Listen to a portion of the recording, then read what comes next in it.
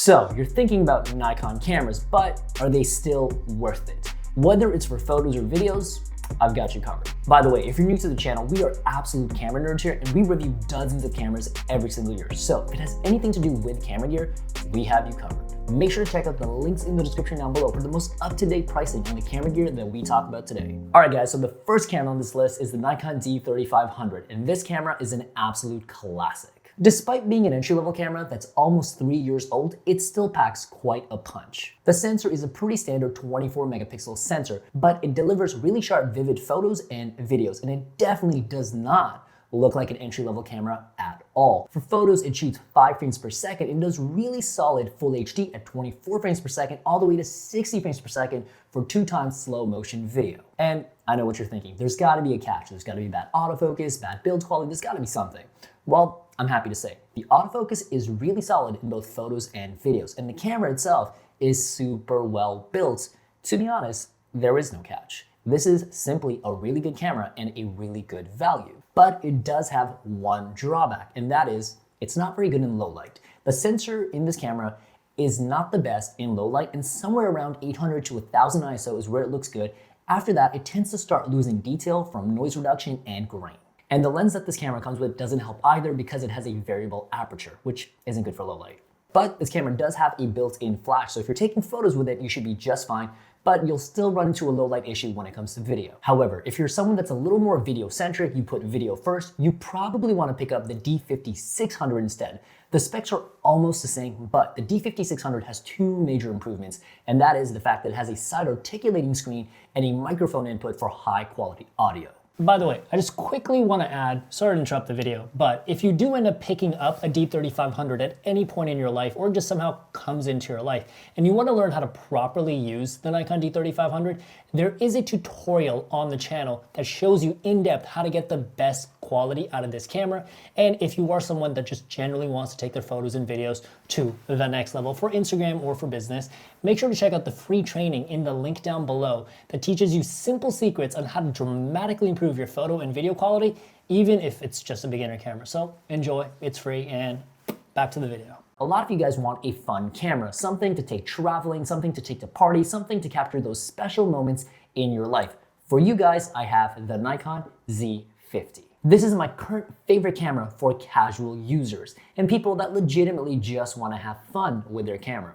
All right, but why? Because Nikon isn't really the type of brand that makes cameras like that. Well, simply put, this camera is very user-friendly and gives you the same image quality in both photos and videos of a pro-style camera. The physical interface is simple, it's intuitive, and it's very easy to just pick up and get great results with, even if you're a newbie or you're someone that's not very comfortable with technical products. Also, it's great in low light, so situations like parties, restaurants, traveling to random places where they don't have good lighting, this camera's got you covered. Also, low light is where most casual users struggle with their camera. But if you want to get nerdy with it, this camera shoots at 11 frames per second, which allows you to shoot fast-moving subjects like cars, sports, and maybe people being a little too much at a party. But this camera does have one technical drawback. Instead of the standard 24, this camera has a 20 megapixel sensor, which allows it to be better in low light. Personally, I don't think you'll notice the 4 megapixels, and I think this camera is well worth the low light performance. And the video quality is also super solid. It shoots 4K uncropped at both 23 and 30 frames per second,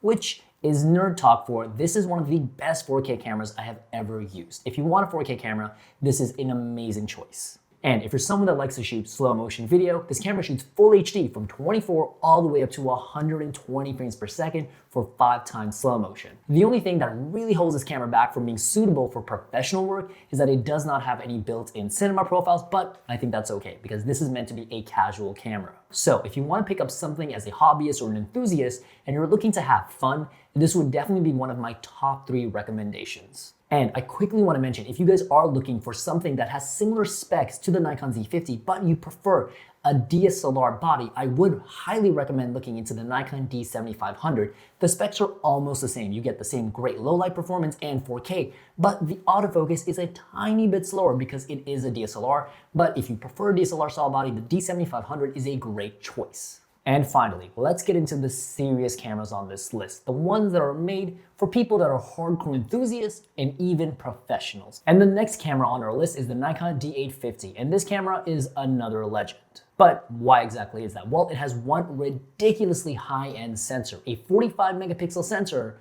full frame, which shoots 7 to 9 frames per second in 14-bit RAW. That is almost double the amount of resolution from every other camera out there, which only has 24 megapixels, and it allows you to zoom way into your photo because of that higher megapixel count, which allows for an extreme amount of flexibility when it comes to editing in Photoshop. And even if you're just a hobbyist, you will appreciate the Nikon D850 simply because it's like getting a Ferrari for the price of a Honda.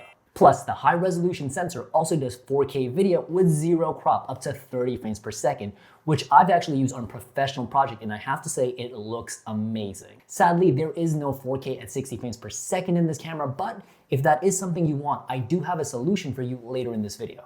In addition, it does 120 frames per second in full HD for 5x slow motion, plus it does have a flat profile for further editing your colors. Sadly, there is no Nikon log in this camera. However, the one thing that I love about the Nikon D850 is the design. It's a professional DSLR made with speed and efficiency in mind. This camera moves smooth like butter, and I honestly have zero complaints.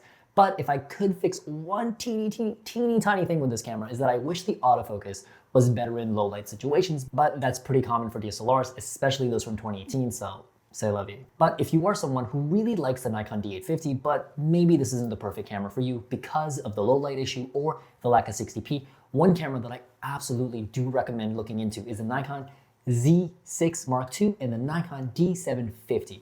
A lot of words, I know, but let's talk about them. The D750 is basically the D850, but with a 24 megapixel sensor, making it slightly cheaper, but also the lower resolution actually makes it better in low light situations. So maybe that's the camera for you. And if you want 4K 60, I do recommend looking into the Nikon Z6 Mark II. It has the same 24 megapixel sensor as the D750, but because it's a newer mirrorless style camera, it also has better autofocus and just overall better image processing. And again, did I mention that it has 4K 60p? One thing that I should mention, it is a full frame camera, and in 4K 60p mode, it does have a crop down to APS-C size. Normally, I'm not a big fan of sensor crops, but because it's such a big sensor, that crop does not make the image look bad whatsoever. But again, that's pretty typical for a camera that's under $2,000. But here's the secret, you can spend all the money you want on a camera. If you want your videos to go from looking like this nonsense to this, and your photos to go from looking like this to this, I put together a free training of 7 simple secrets that will take your photos and videos to the next level. These simple secrets include things like frame rates, lens choices, camera angles, and how to get the most out of the camera gear that you're using right now, even if that gear is a smartphone. I included a link in the description down below, so make sure to check that out. You will not be disappointed. And as always, if you guys have any questions whatsoever, hit me up in the comments down below. I will make sure to get back to you guys, and leave a like. It helps the video out. Subscribe if you want to see more. And I will either see you in the free training or in the next video.